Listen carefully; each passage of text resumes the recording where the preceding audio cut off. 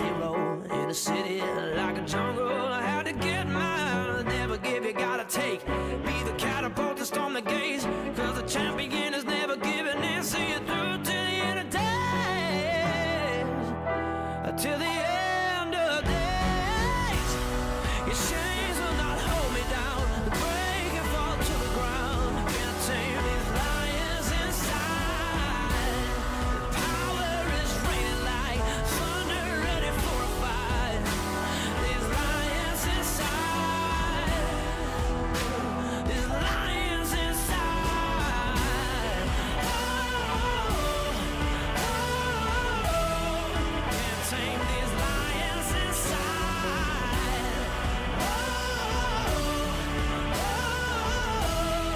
Can't tame these lions inside.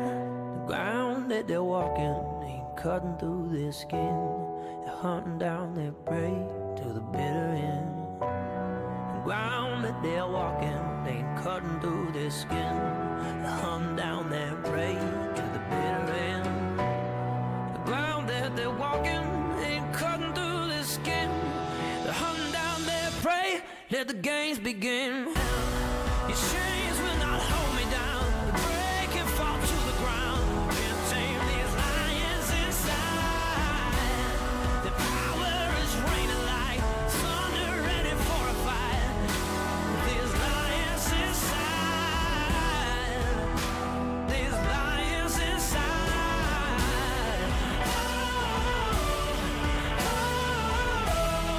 Can't tame these lions inside. Can't tame these lions inside. This ground that they're walking ain't cutting through their skin. They're hunting down their prey through the bitter end. This ground that they're walking ain't cutting through their skin.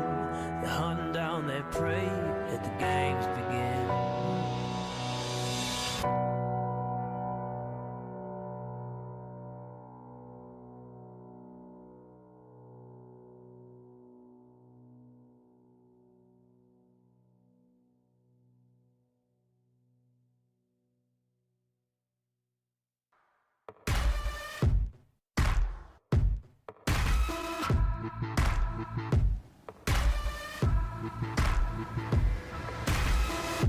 Come on like a thief in the night and take up your weapon.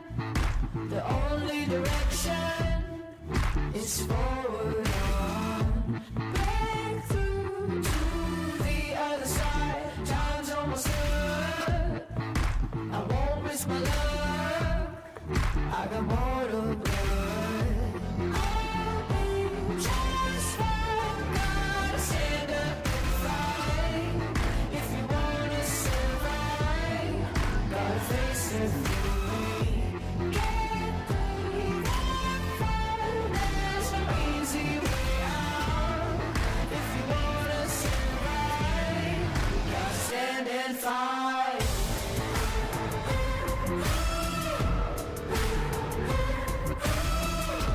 There's no easy way out, so I'll stand and fight.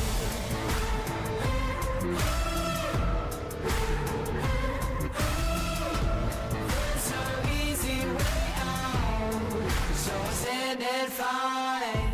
We're rebels, we're renegades. Nothing can save us, nothing can stop us. We're the runaways. Legends and heroes are made. Take up your sword, take up your shield, 'cause this is war. I'll be just fine. Gotta stand up and fight. If you wanna survive, gotta face it fully. Get through that fight. There's no easy way out. If you wanna survive, gotta stand and fight.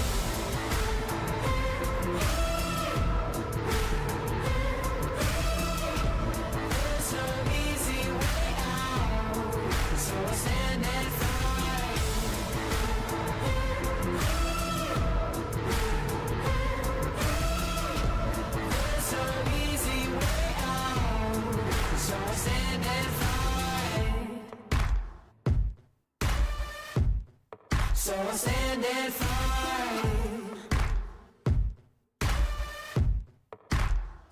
stand and fight. So I'll stand and fight. If you wanna survive, gotta stand and fight. We're renegades. There's no easy way out. So I'll stand and fight. Legends and heroes of me. There's no easy way out. So I'll stand and fight. We're the runaways.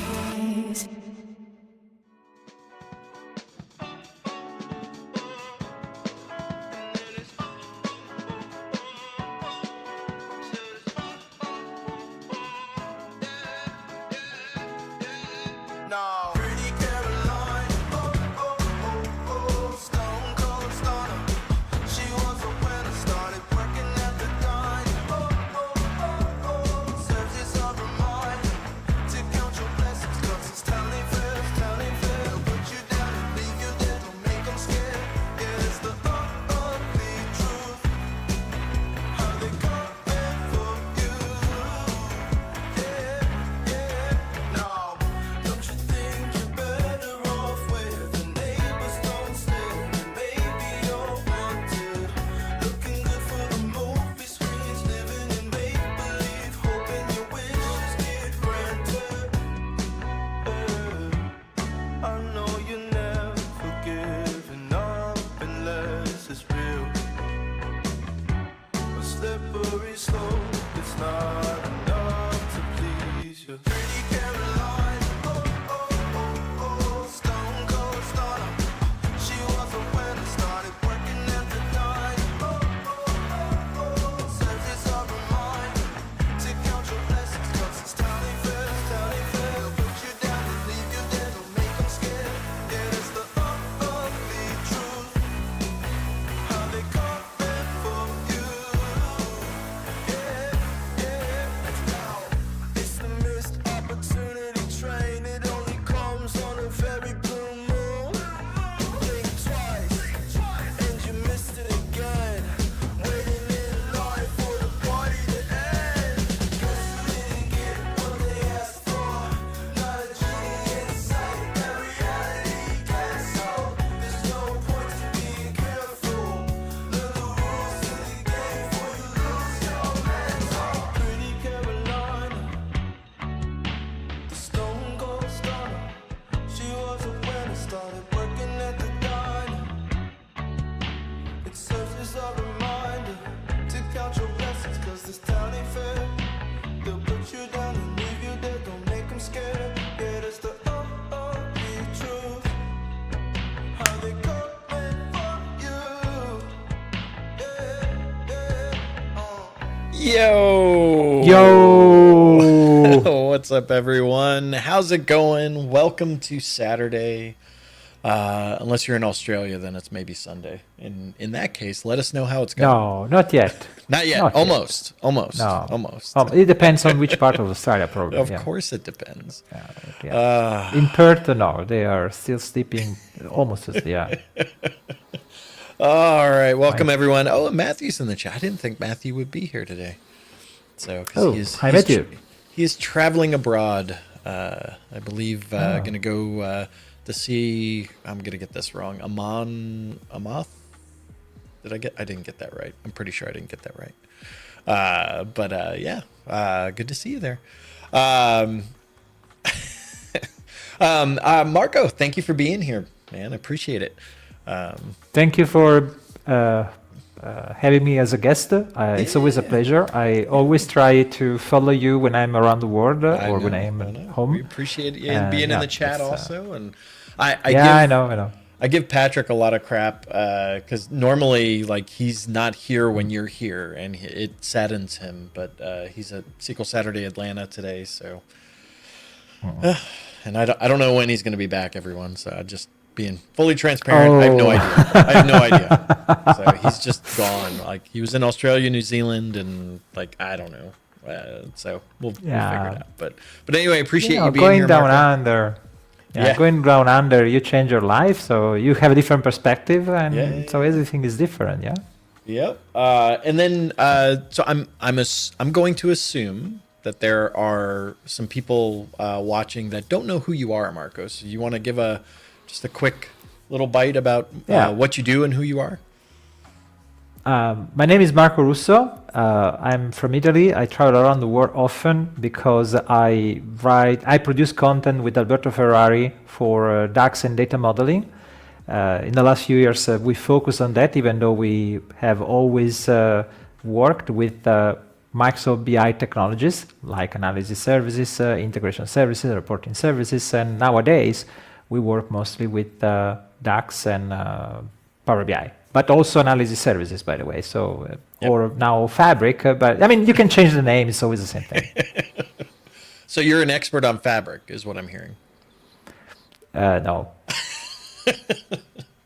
I mean, Fabric is a huge thing which includes many different technologies, and I think that Carl Buller wrote an interesting article just 1 or 2 days ago, just mentioning that Fabric is huge, and you cannot be an expert of Fabric. You can be, maybe you can know something more about a few areas of Fabric, but I think that also in Microsoft nobody knows everything about Fabric, to be honest. No, there's no way. There's too much.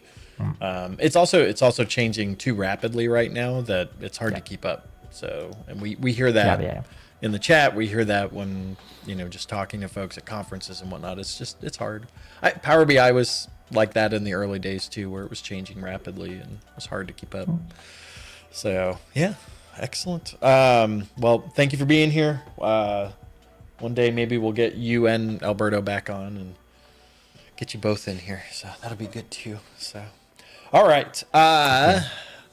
So if you are new to the live stream or GuyaNaCube in general, put hashtag new in the chat. We always love seeing the new faces. Just want to welcome you here. Appreciate you being here. Also, heads up, the queue is empty. So with that, actually, before we get into the rules, hang on. Shout out to the members of GuyaNaCube. I'm almost jumping ahead of myself. We appreciate everything you do. Y'all help support us and just let us do what we do here on the channel. If you see folks with a green name or the GuyaNaCube icon next to their name, they are members of GuyaNaCube.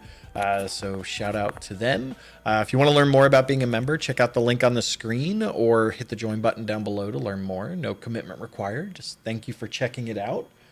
It's always good to see.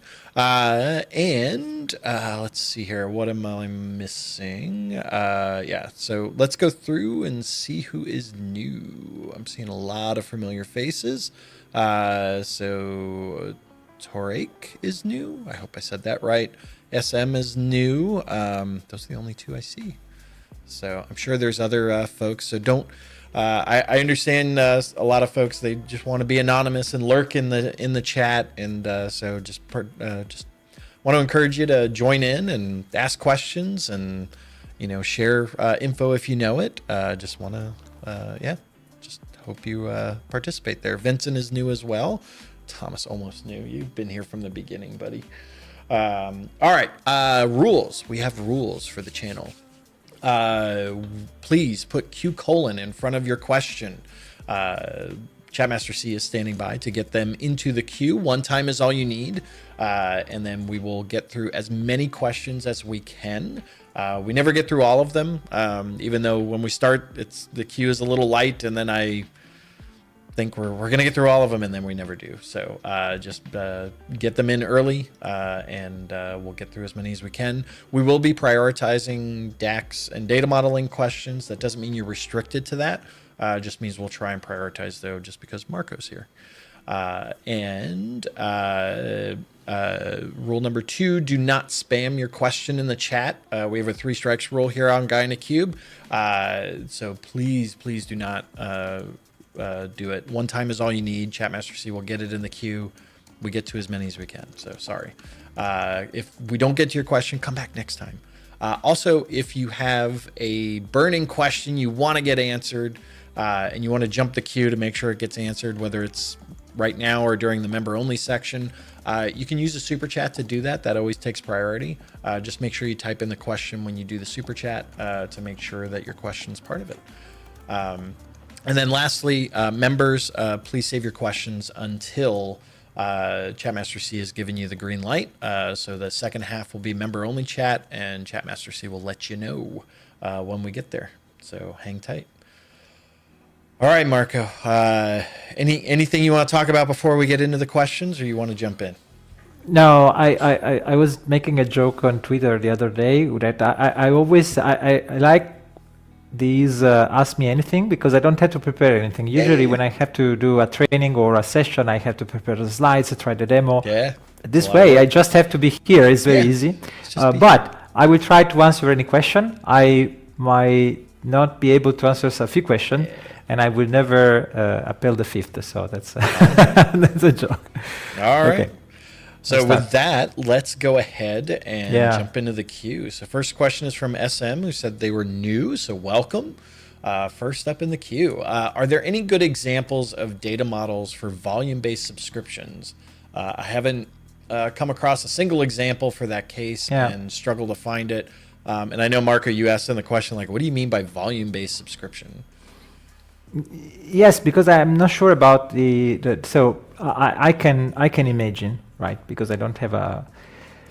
So when you have a subscription-based model, you have usually several things that you want to monitor. So you have the subscription that has a start, then you have renewal, then you have possibly an expiration, then you have you attempt to recover the customer. So we have, let me think, we have a sort of, so there are two possible approaches. If you know when the event of the subscription happened, you basically have a list of events that you want to monitor, and you have to apply a number of, let's say, operation in terms of data processing, data engineering, because you want to transform your list of events into something that you can actually analyze.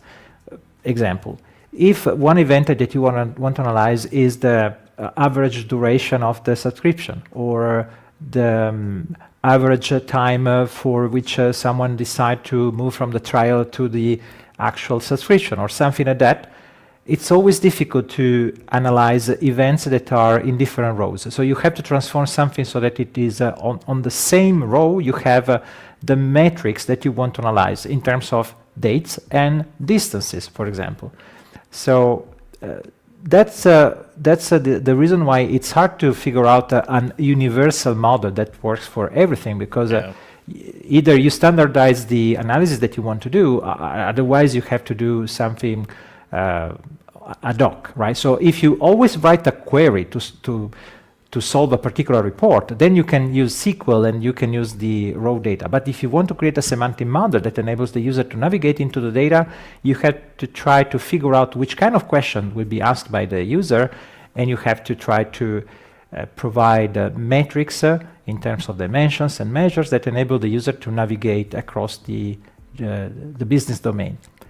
If the volume is part of the equation, so the subscription has let's say, an important metric, which is, I subscribe to receive, I don't know, every month I want to receive a certain amount of coffee, right? So the volume is the amount of coffee you need every month, and you can increase or decrease that. And so you also have this additional variable, which is the changes in the volume that you could have in a subscription over time.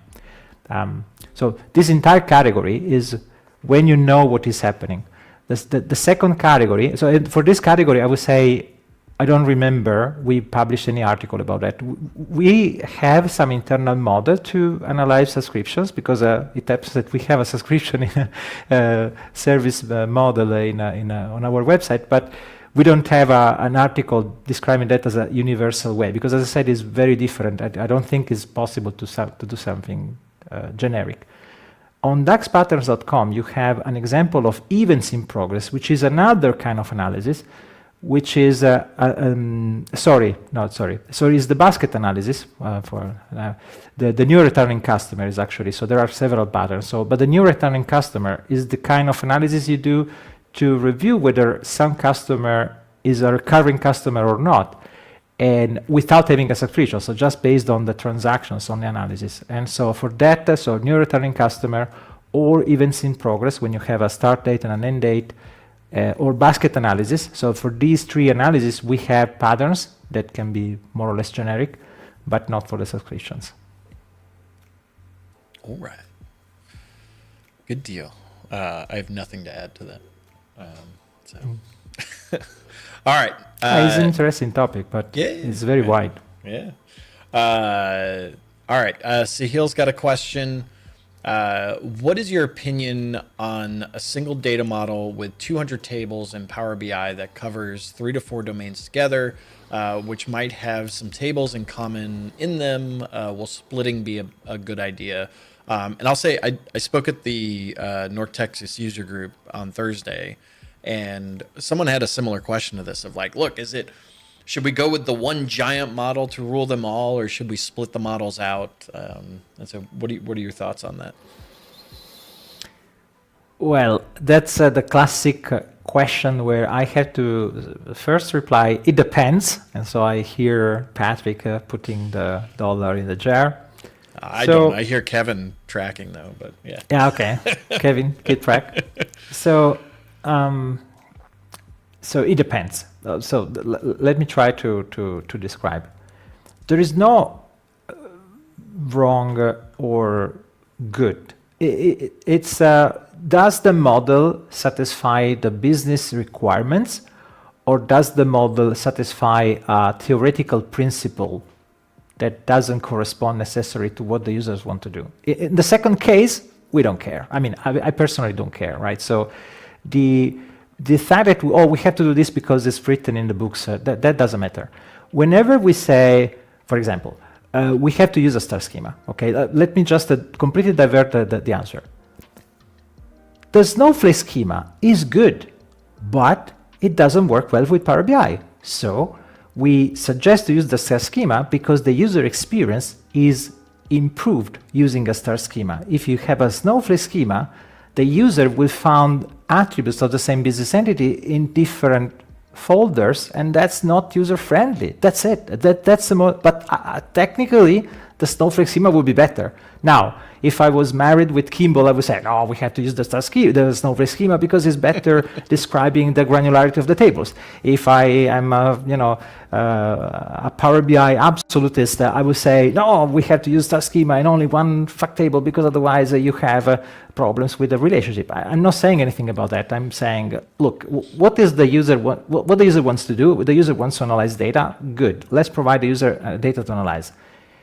If there are 200 tables, but there are, let's say, 4 different subjects of exploration of the model, and they never intersect, and they only have a few tables that are shared, but basically the users of those different areas of exploration are different, probably it's better to use different models, also because you have a better granularity for the security, you can also optimize the consume of the memory, and so on. But if you have metrics that want to use all the tables, well, it's, why not? It's more difficult to manage, of course. I mean, 200 tables is a lot. I can imagine when you see a list of 200 tables, it's hard to navigate. So do you really need them? That's a question. Do you really need them or not? That's a real question. Well, but the business says as an end user, yeah. So it's guys. I know. As long as something is free, you will ask everything forever, right? So start to put a price, and the price must be money, not time. So you are the technical. So if the business says something, the business only understand one concept: money. Translate every request into money. I want 20 more tables. Okay, it's $20,000. Why $20,000? Yes, because it is correspond to this consumption. Invent a number. They will stop. They will understand at a certain point that they will understand that they have to slow down and only ask for what they need. But don't talk about it. We don't have enough memory. There is a technical limitation. Yeah. Those are your problems. You're supposed to fix those problems. They're supposed to provide you the money. So ask the money, okay? And they don't have an infinite amount of money, so they will stop. That's easy. Yeah. No, I love that. I love that. That reminds me of. So during my day job, for folks that don't know, like I work with large customers on the Microsoft side, and we had one customer where they had a very large model sitting in analysis services in a VM that was, 900 gig. They had one giant model, 900 gig, and they were in this long 2-3 month conversation about, well, we want to move to Power BI, so we got to split this up or figure out how to refactor everything. Went through, they were frustrated with the time it was taking, and finally I got pulled into it, and I'm just like, do you need to move it? Like, is it working? Like, is it fine? And they're like, yeah, it's working fine. Like, we're good with latency, we're good with the side, like, it's fine. We just thought we had to move to the new shiny thing. And I'm like, no, just leave it where it is unless there's a business reason and it's forcing you to go do something. And they're like, we can do that? I'm like, yes. I'm like, oh my, the salespeople didn't like that, but it was a reality on them. Like, do you want to spend that money to go through that effort to get to that point? So anyway, all right. I love it. Good. And like Matthew loves it too. He was preaching in the chat there, and I agree. All right, let's see here. Gonna bounce around a little bit. Rayanne's got a question here. What do you think about Direct Lake mode? Direct Lake is a wonderful feature that you have to use only if you really need it. Mm-hmm. To be very clear, extremely clear, I've wrote an article. You import data, and import is good, keep import mode. If you have something that today you cannot do with import mode, then you could consider Direct Lake, but keep in mind, it's more expensive, it's slower. So, if it works with import mode, you're already getting the best of the technology. Direct Lake is something that solves a problem that you don't have if you are able to work with import mode. That's it. Yeah. That's my opinion, but yeah. So I do. I look, and so it goes back to the previous question too, where if you're battling, and Matthew and others were bringing this up in the chat of if you're battling with that one large model versus this bunch of smaller models, and like that's a scenario too where Fabric and Direct Lake and the one lake piece of this could help you with that decision as well. But sorry, I want to add one thing. Okay. If you have putting data in Direct Lake as the only storage could make sense for several reasons. Keeping one semantic model corresponding to the same infinite amount of tables that you have in Direct Lake could be a nonsense.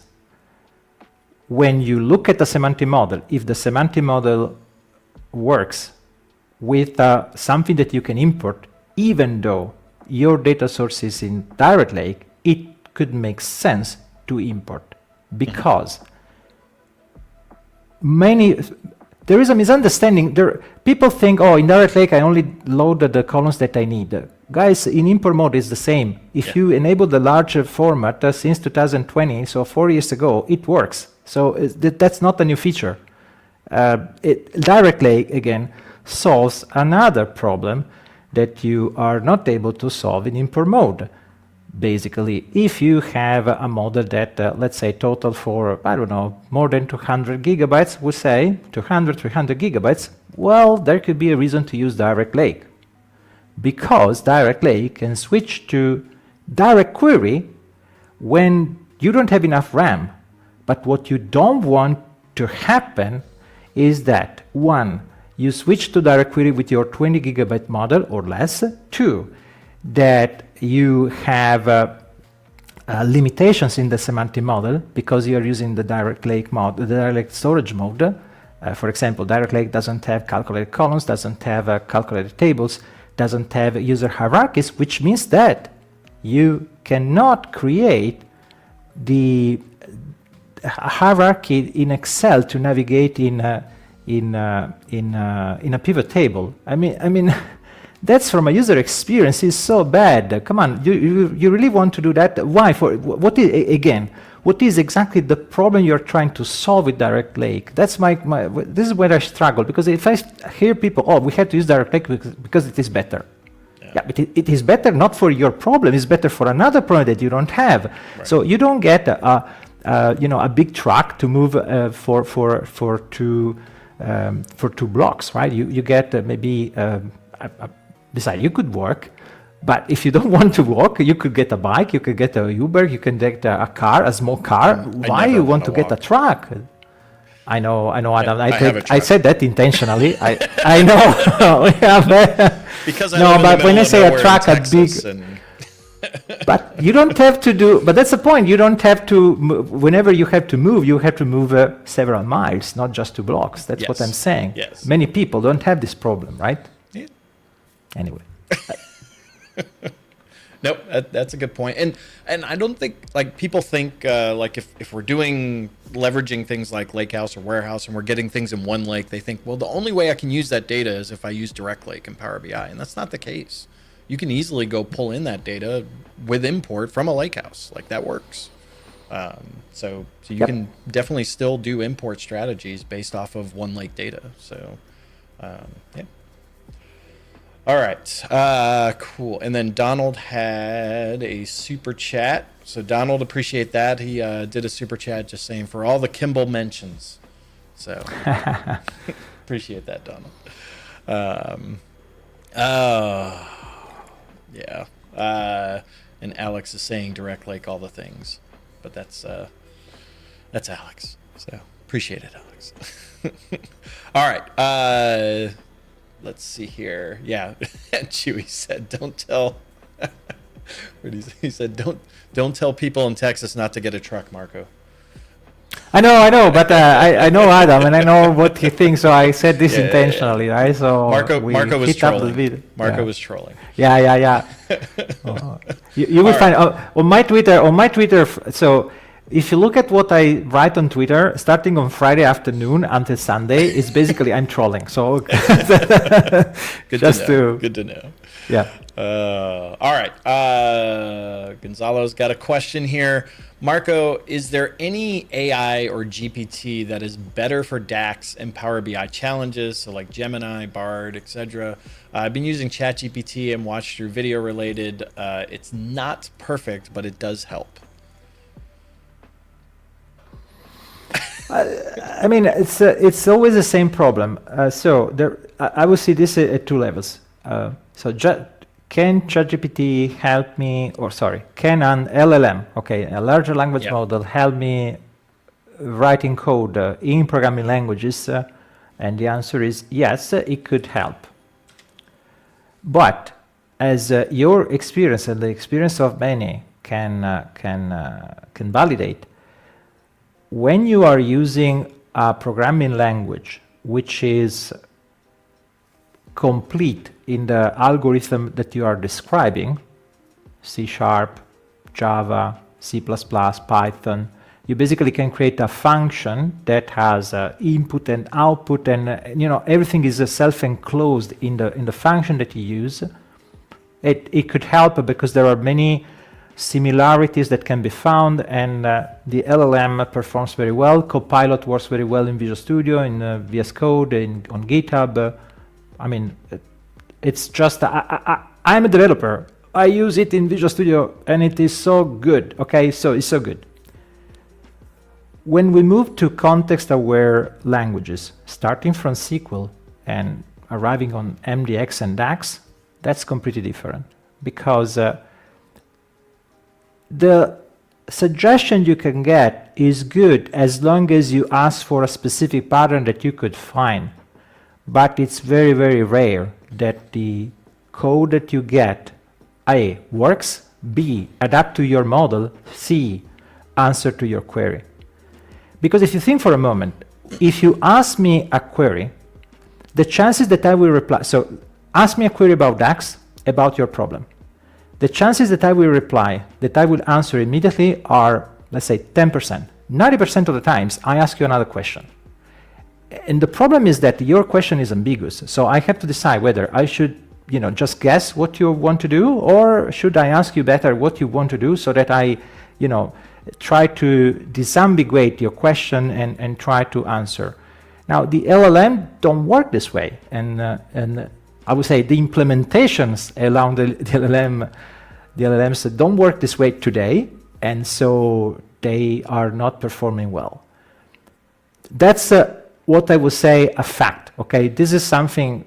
Now there is a second layer, which is my personal opinion, is that they are going the wrong direction. They are not trying to solve the problem. I'm not talking just about DAX. From my point of view, they're making it wrong also in SQL. Those research groups that are trying to solve the problem with the LLM in SQL are not using the right approach. I try to stay documented on that side. I suggest you that you read the white papers that have been published about this problem and look about the relationship between the cost and the result. It's not just a question of what is the result that you obtain, but the cost also in terms of training and the execution. And you will find that they are not going the right direction, in my opinion. And actually, there are white paper that says, oh, well, we spend so much time on doing this, and that's what we obtain. And it's basically, they admitted that it doesn't work. They can train a SQL for a model, it doesn't work with a new model. Then, of course, you say, but I tried this and it works. Yes, for a simple thing, but figure out, would you actually use an LLM to generate an entire SQL query and run it without checking it? No.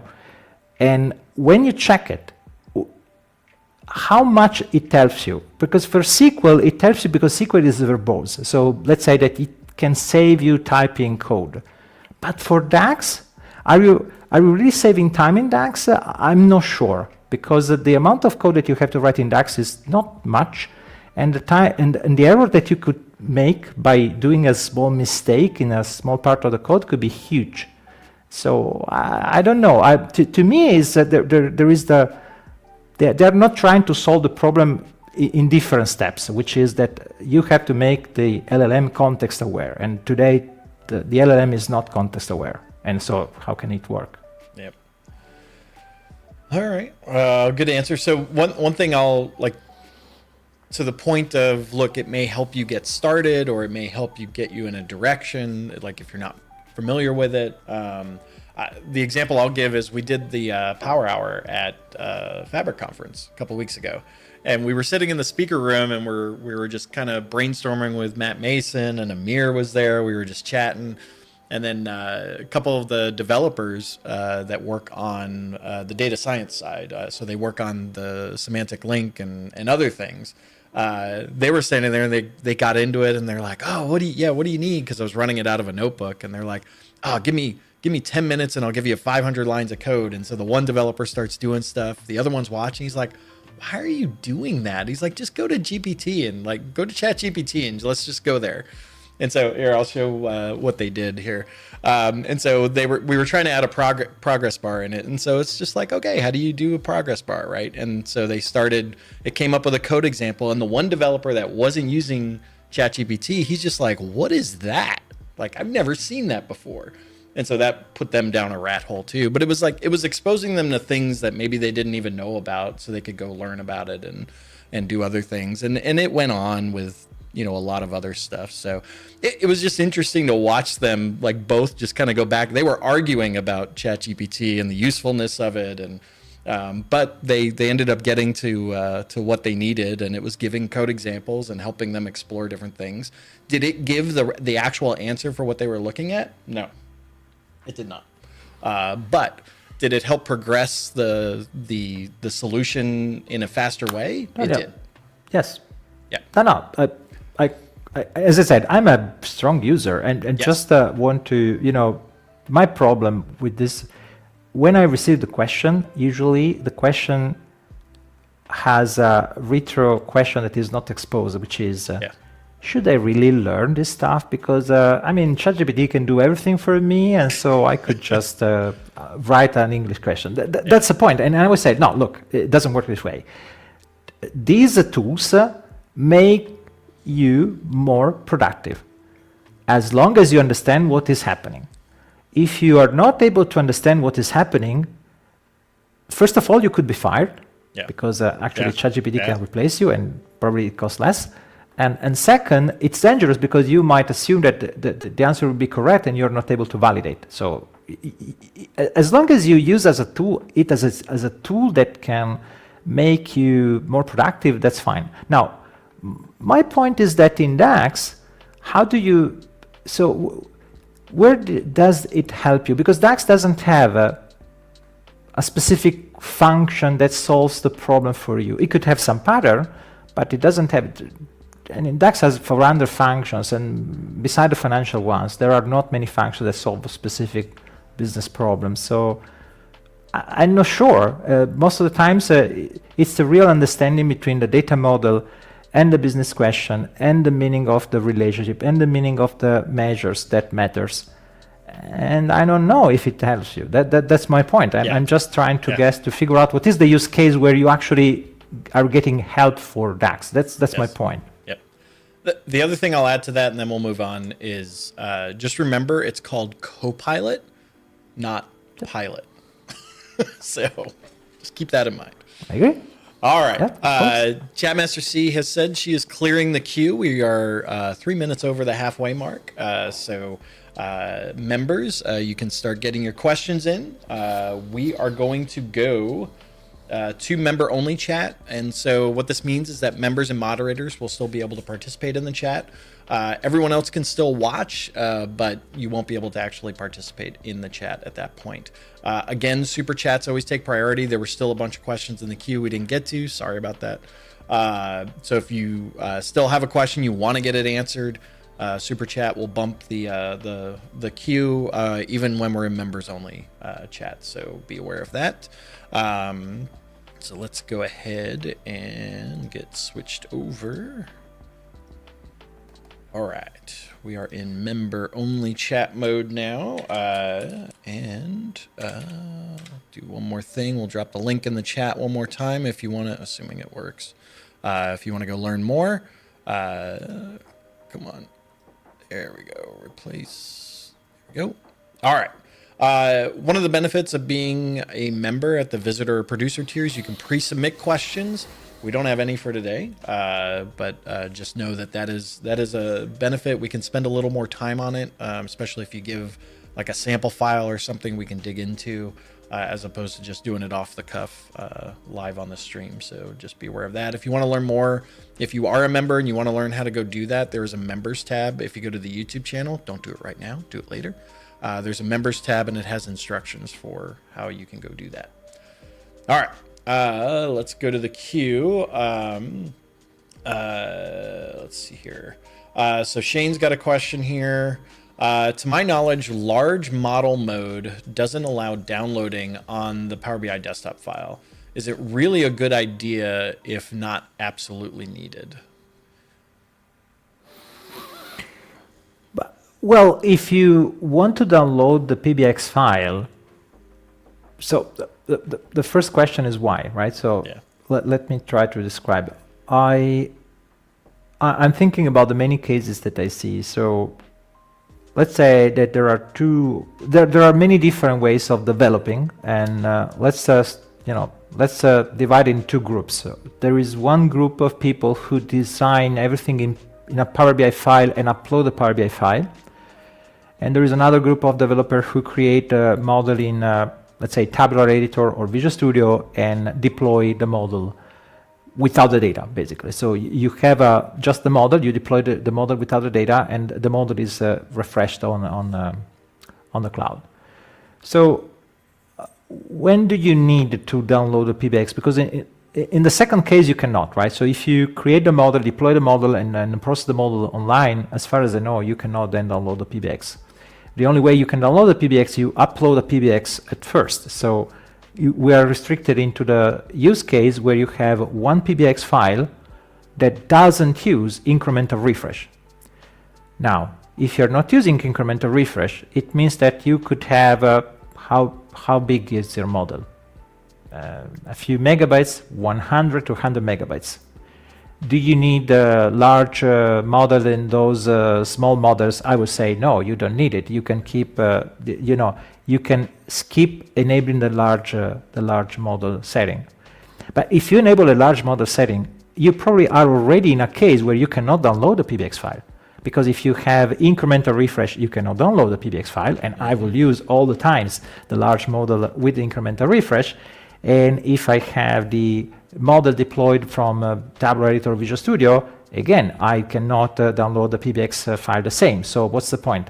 Now, I have seen cases where you have a single PBX file that is a few gigabytes and it is published online, 1, 2, 3 gigabytes.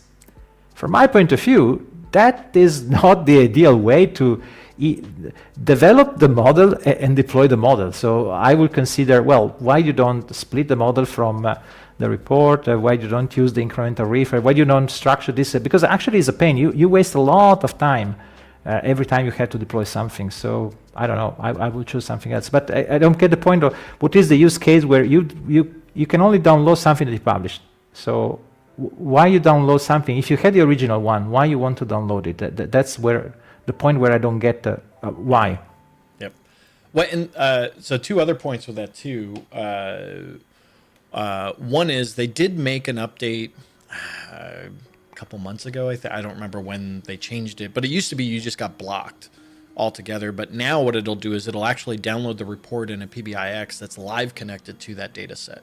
Okay. And so if your goal is to get the report downloaded, then like that now works and that's solved for you. But it's not the actual model it's downloading. It's leaving the model in the service.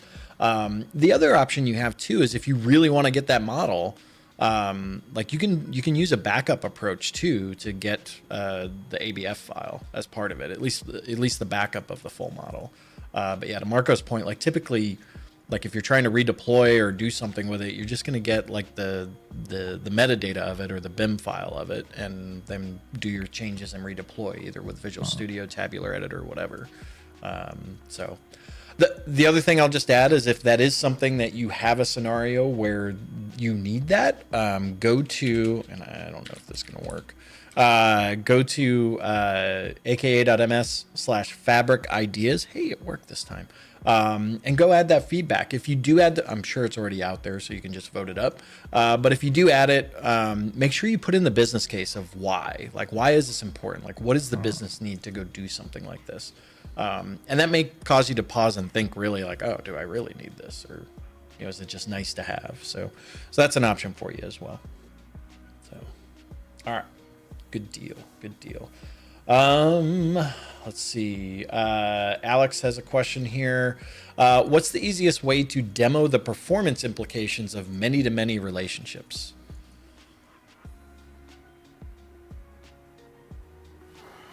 Well, I have, we spent the last 2 years writing an optimizing DAX book and a video, and we have, I think, many demos about that. I don't know what's the goal. So from my point of view, the many-to-many. So first of all, there are two different types of many-to-many relationships. So one is the many-to-many relationship that is a one relationship between two dimensions, and then there is the many-to-many cardinality relationship, which is the type of relationship you have in Power BI, which connects to tables using a different granularity. If you need that relationship, well, it's fine. If you have only 20, 30, 40, 50, 100 unique values, it's fine.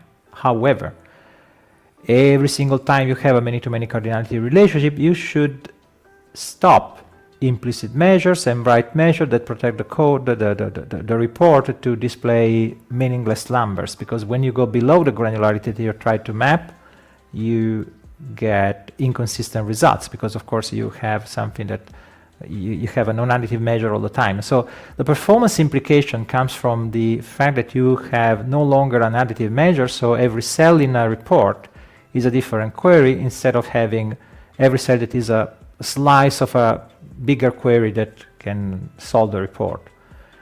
But again, the problem is that so if you are using the many-to-many cardinality relationship because you have a use case where you need it, that's okay. You don't have another choice.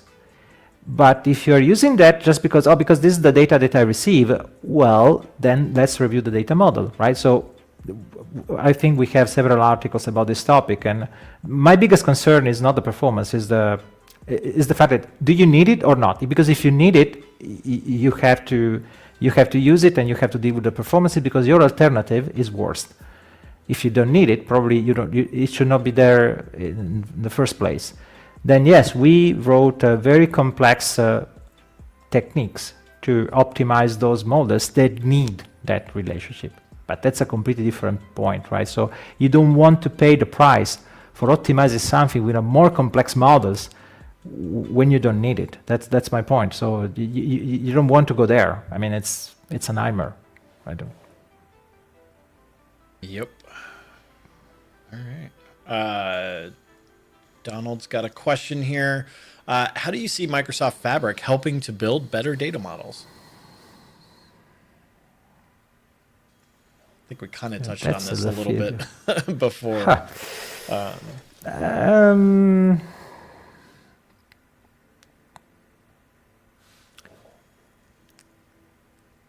Fabric is a wonderful tool that helps having in a single place many other tools. I don't see a specific help for improving a better data model. And to be honest, I would like to broaden the concept. I don't see any vendor today helping people to build better data models. Everyone seems interested in technical problems that are so far from the actual problem of representing something in a way that is easy to use for the end user. And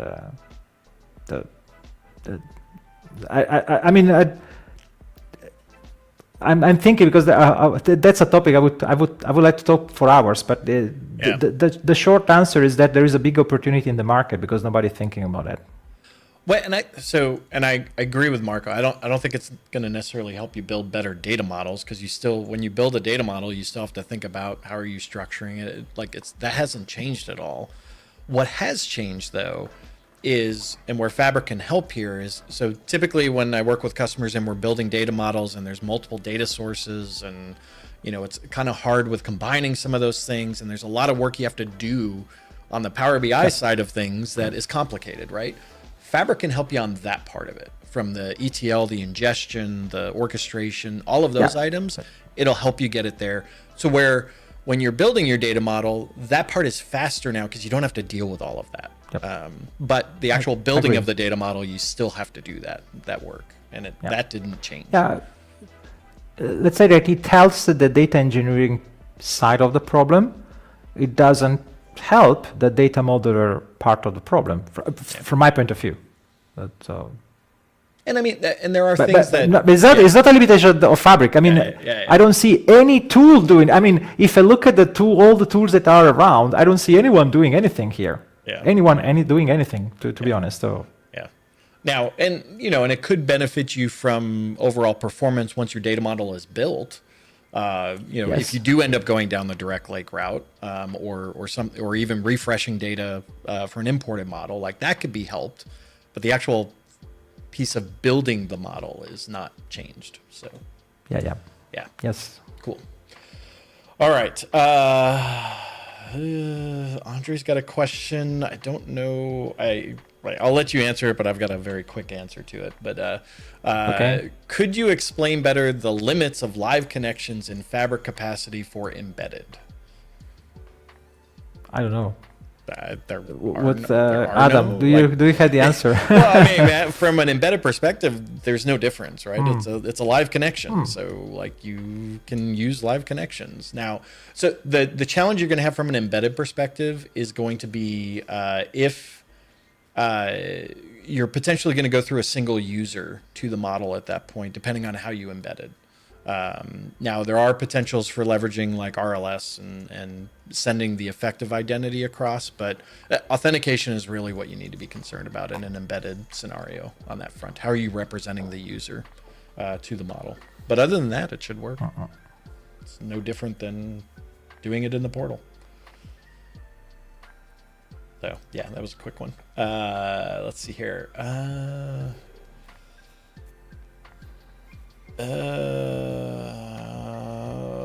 Not not sure I understand this one. How can I use Fabric to run analysis services query against a semantic model to produce CSV and deliver to secure FTP?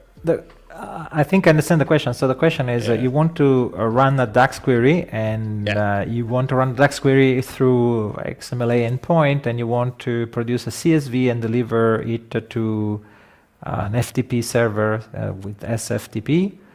I think that C# or Python should do the job. Python. So I don't know. It depends on your preference, but you could use a notebook, or you could use a script in C# or PowerShell. I think that you have at least three options. Yeah, depending on. At that point, you have to write code. So figure out what your flavor of choice is in that scenario. So you're gonna have to do something. Well, unless you could use Power App, to be honest, because if they have a connector for SFTP, which is something I don't know, everything else should be possible. Yeah, and Thomas said Power Automate also. That could be. Yeah, Power Automate. Power Automate. Yeah. So that's a good point. So a video user 457 said video. Like, okay. Let's see here. Thomas asked, is the limitation on summarized columns fixed yet so that you can use it in DAX queries? Not yet. Not yet. They are working on it. They made also a mistake at a certain point. I don't know if they changed it, but at a certain point it was possible to use summarized columns in a few measures in desktop, but not in the service, or the opposite one. I don't remember. So, but is something on in development, and they didn't release it yet. But they openly talked about that. So I'm not disclosing anything. Just not ready. Yep. Also, going back to the secure FTP thing, and I was thinking about this as well, it goes with Marco's Python comment, but Casper did comment also, semantic link. You can easily write the DAX query or execute the DAX query through semantic link from a Python perspective. That helps you. But yeah, you got to figure out the other part of it. Yeah, but you still have to move the data. Yeah. So you still got to write code. Yeah. All right. So Guillermo's got, I've got a direct query model. The report has a matrix with field parameters. Now, for some reason, it shows sales for a customer that not have sales. Please recommend a good learning on Formula Engine. I don't know how that's related, but okay. So I don't know how much of this question could be related to direct query, because the description of the problem, so it should be the same between import mode and direct query mode. So semantically, they should behave the same way. Now, field parameter are a feature that is only used by Power BI, which means that it's not part of the model feature, so it's part of the Power BI feature. So Power BI basically creates a query in DAX replacing your field parameter, which is the actual name of the measure or of the parameter or the column that you want. Now, what you write could depend on a number of factors. So the first thing I will test is whether, first of all, I will remove direct query from the equation, because in case there is a difference between direct query and import mode, I would open a ticket with Microsoft, because that should not happen unless it's something related to the blank row. But I mean, it depends on the model. I mean, I don't think, again, it should behave the same. Okay, it should behave the same 90% of the times, and I don't think it. So I don't know. Maybe there is something involved with the use of the field parameter. I guess that it is not. It is more. It could be more related to the field parameter rather than the direct query model. But pay attention to what you have, because if you have a measure in the report, so what could happen is that if you have I don't know, the list of the customers in the rows, and then you choose in the field parameter something, and the field parameter. In the field parameter, you have a choice for a column that doesn't belong to the same table that has the customer. Then the summarized column that is generated by Power BI chooses a table that, has to intersect the two tables to figure out which combination exists. In that case, imagine this doesn't work well with the field parameter. I'm just guessing. That could justify that. But again, I don't think it's related to direct query. It shouldn't be. Yep, I agree.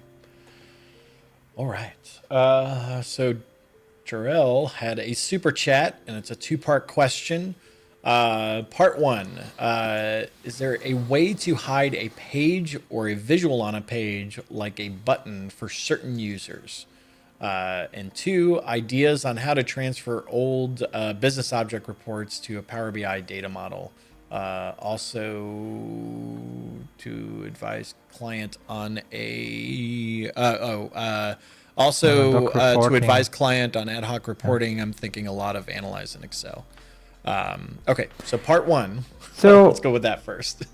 Part one is that I think that I heard this requirement several times, and I don't think that is available today. I don't know if it is something that Microsoft announced, or I don't know. Is it in the roadmap or not? Just an idea.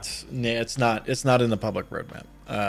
Okay. So now I will say, hiding a page though, there have been some techniques that have come out to leverage RLS to help with that in terms of page navigation and whatnot. But I will say that is not security. That is obfuscation. So that is exactly. Don't look at that as a security, even though you're using row level security to do that. Do not look at that as row level security. But you can do that from a page level to help with navigation. It doesn't work with visuals though. So be aware of that. All right. So the second part of the question is about the business object. Now, a business object report usually is, like in Power BI, is the sum of two elements. There is a business object universe, which is similar to the semantic model, even though it's reduced in terms of scope, and then you have the actual report. So in terms of data model, it should be pretty easy if you have a model in a business object to create a similar representation in Power BI, because actually the tool set you have in Power BI is a superset of what you have in business object. So it should be an issue. Yep. On top of that, you have to recreate your reports. Yes. And in terms of specific reports, I would suggest that you take a look at the paginated reports if you have to create ad hoc reports rather than analyzing Excel. Not because analyzing Excel doesn't work, but because once you create something with analyzing Excel, you could face two issues. One is the performances, and the second is the way you deploy the result to the user. So if you're creating a report that has to be executed every day and sent to 1,000 users with a customization, paginated report is the way to go. You have full control. You just have to learn how to write a DAX query to obtain the result that you want. If you do that, it's very productive and you actually have full control. If you use Excel, the performance issue that I was mentioning is that the feature that you have in Excel to create a report, so you have the pivot table and then you have the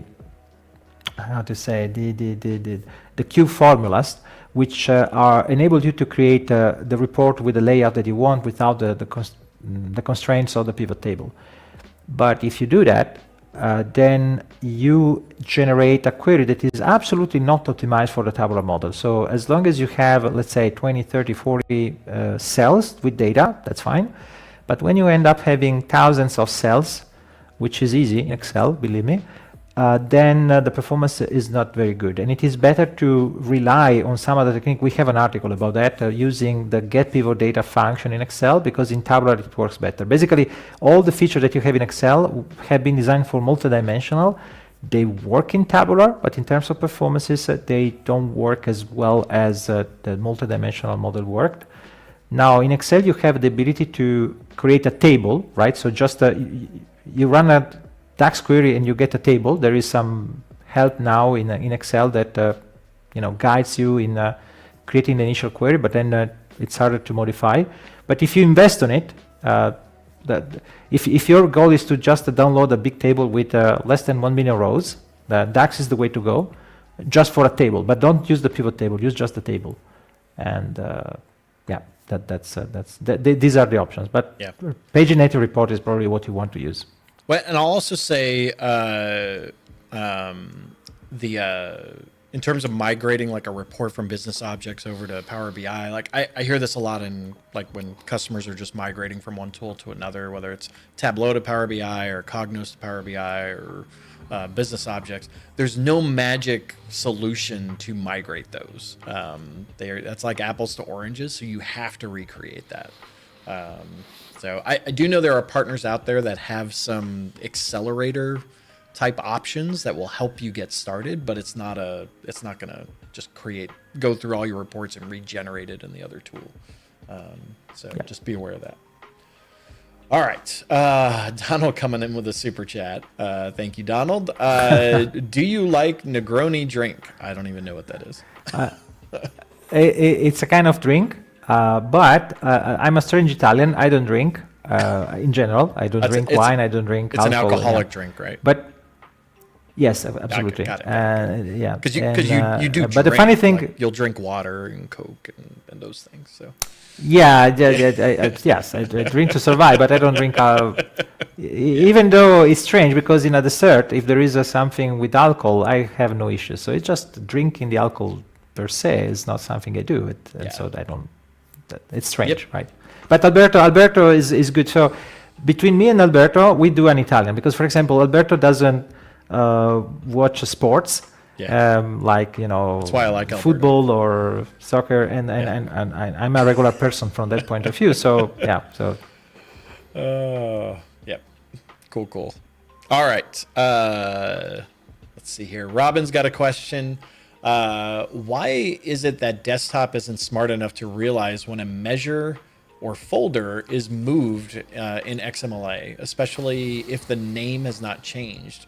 Yes, there are ways to fix it, but why not just work?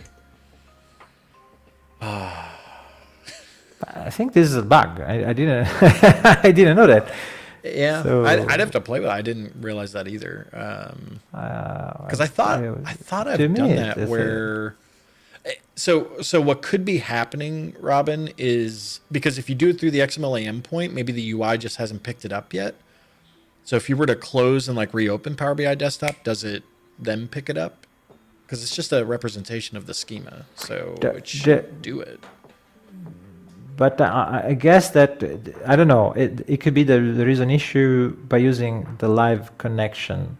I don't know, because if I use a tabular editor connected to Power BI Desktop, it works. So. Yeah, I'm assuming we're imported. So maybe that if you are using XML endpoint and you are working on the model on the cloud and on another window you have the report open, I would be surprised it works, right? So because it's so complex to make it working. So that's. Wait, yeah, that's interesting, Ramesh, because she said it's never fixed. So like even closing it and reopening it like doesn't cause it to refresh the schema display within desktop. That's really weird. I would say that's a bug. It's got to be like unless there's I can't believe that's like there's a real reason for that. It's just weird. If you close it and reopen it and it doesn't display it correctly, something's going on there. Because usually, when in doubt, reboot usually works. All right. I just open looked a ticket. Open a ticket. Yeah, open a support case. I don't know. That's weird. So I just looked at the clock. We are at time, Marco. Oh my gosh! And there were still questions in the queue. Time flies. So apologies we didn't get to all of them, and thanks for folks in the chat helping out, answering things. Very much appreciated. I saw Casper going to town and some others. So very much appreciated. Of note, next weekend, I have no idea if Patrick will be here or not. But we've got Casper lined up to join us next Saturday, so I'm excited about that. Hi, Casper. Yeah, it'll be good to get him in here. And then, Robin, I said it doesn't mean it's a bug. Like I open support, they can figure it out. They can give you the official answer. That's just me. So yeah, we got Casper on next week, and then on May the 4th, which is Star Wars Day, Matthew will be joining us. So looking forward to that. I should have planned that more properly to get like a true Star Wars fan on as well, but I did not. So, so that's what's coming up. Marco, any words of wisdom, or let us know what's going on in your world? Oh, many things. I travel a lot until end of May, I think. I'll be in Chicago in 10 days, then in Seattle, then I go back, then Copenhagen, then I go back, then I don't remember. So it's a busy schedule. And in the meantime, we're just shipped optimizing DAX. So yeah, I saw that. the You finished optimizing DAX book Yeah. is going to be available by the end of the month. Nice. And I've seen a picture today of the proof. It's so thick. I mean, it's I have a name. This book will be called The Brick. The brick. It's Right. The Brick. Yeah, because it's Nice. it's the brick. Yeah. I'm And I embarrassed because it's too big. So And I also you finished the online training part too. So like yes, because we went in parallel. So basically, the video training is, let's say, the video recorded part of the same concepts and the same demos we have in the book. But you can use, indeed, for example, the students of the video training have the book in PDF available. But if you don't want to get the video training and you just want to get the book, it will be available by the end of the month. So all right. Amazing. 800 pages. Wow, that's too much. It's light bedtime reading. So No. I think no, it doesn't work well. it's the I mean, story yeah, you can sleep well, but you will not learn it's the for sure. bedtime story you can share with your children as they're trying to go to bed. But it's too big. I mean, it's good if you have on a reader, because if you get the physical book Your arms are going to get tired. to sleep is yeah, exactly. It's more it's a workout. So I don't know which kind of it's Your arms will fall asleep before you do, probably. All right. So Marco, thanks for being here. Great as always. And thanks for It was a everyone pleasure. for joining us. And yeah, we'll see you on the interwebs, and we'll see you next week. See ya. Bye bye.